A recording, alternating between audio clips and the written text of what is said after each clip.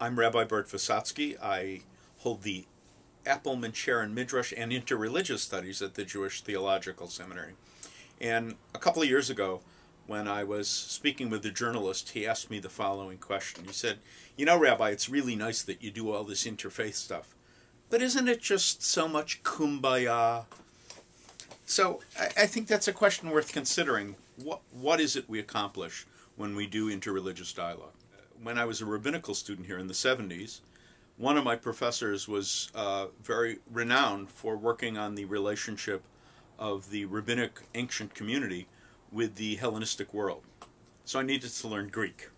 And the easiest way to learn Greek was to go right across the street to Union Theological Seminary. And of course the Greek I learned there was New Testament Greek. So I began to learn New Testament. One of the great New Testament professors in those days was a Roman Catholic by the name of Raymond Brown. So Ray became my Rebbe, and I learned a lot of New Testament and met a lot of Christians. And one of the things that it taught me was, in my scholarly work, doing ancient literature, the relationship between church and synagogue was very important. And slowly it penetrated to me that my rabbinate might have something to do with the relationship of church and synagogue as well. So in the 80s, in 1980, I became a visiting faculty member at Union Theological Seminary and have been on Union's faculty ever since. I've taught at Princeton Theological Seminary, Oxford, and Cambridge, where I also learned church literature, patristics. So I have a long history of Jewish-Christian interaction both in antiquity and modernity, and kind of the jewel in the crown was a couple of years ago when I was on sabbatical.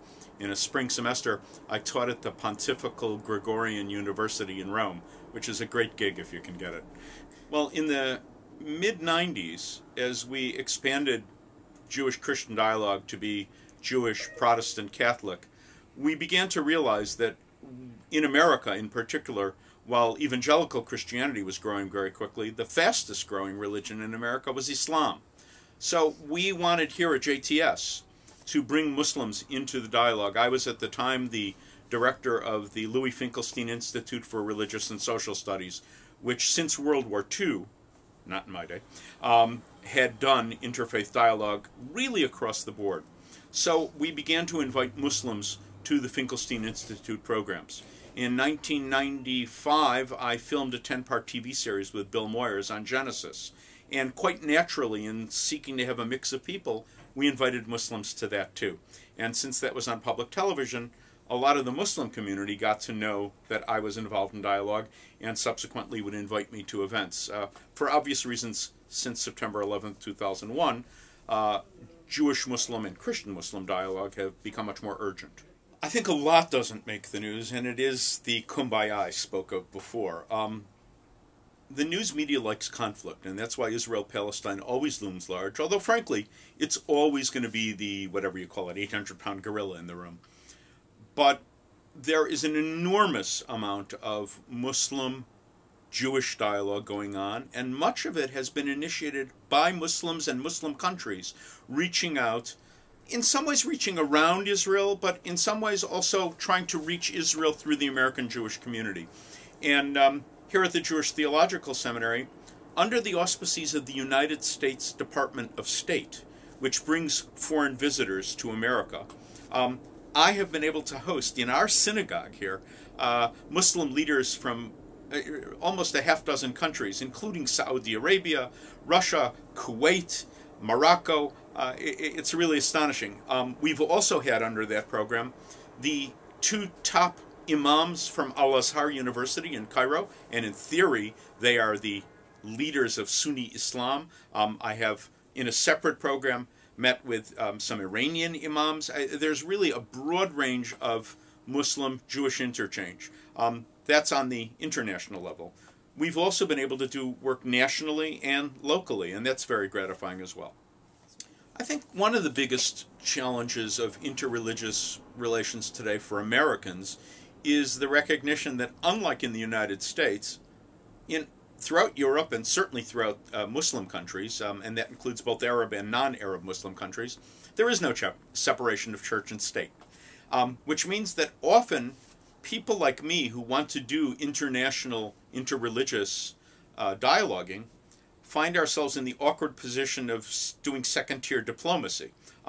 When I have traveled to Arab countries, I have often let the American and or Israeli foreign ministry know that I was going to be there, just to be sure that I was properly representing interests both as an American and as a Jew, and that I would not be working at cross purposes for my country or for Israel.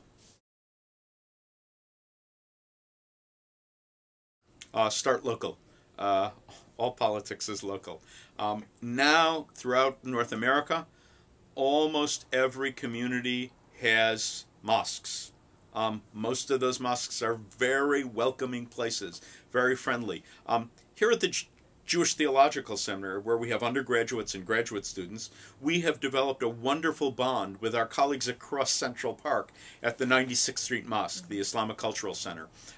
Their imam has spoken here at services. I've spoken there at their Jummah Friday services to 1,000 Muslims, and frankly was very warmly greeted, maybe more so than I am in synagogues.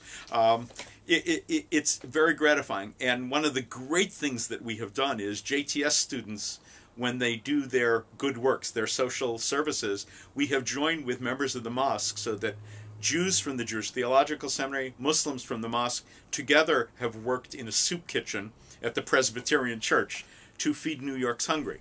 That's the other thing. There are people in need all over North America.